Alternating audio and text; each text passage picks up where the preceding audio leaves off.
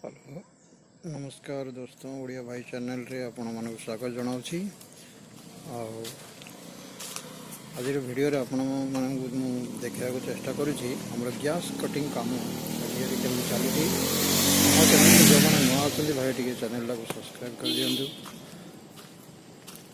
और आसंतु देखिबा एठी गैस कटिंग रो काम केमिति चलुछि।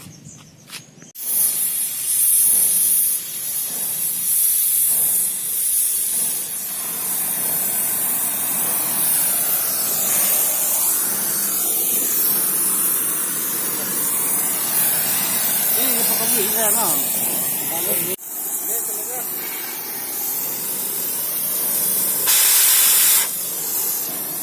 देख सकते हैं आज पाइप का कटिंग का काम हो रहा है। मेरा चैनल में जो नया है भाई साहब जरा सब्सक्राइब कर दीजिए और वीडियो को लाइक कर दीजिए। देखिए धूप में बना मतलब खड़ा हो गए कैसे वीडियो बनाना है काम का ऊपर कंपनी के अंदर बहुत मेहनत भी कर रहे हैं बहुत, लेकिन आप देखने वाले को हमेशा सुस्त और मस्त रहेंगे। आप देखते हैं कटिंग का एज में कैसे कटिंग होता है, आप देख सकते हैं।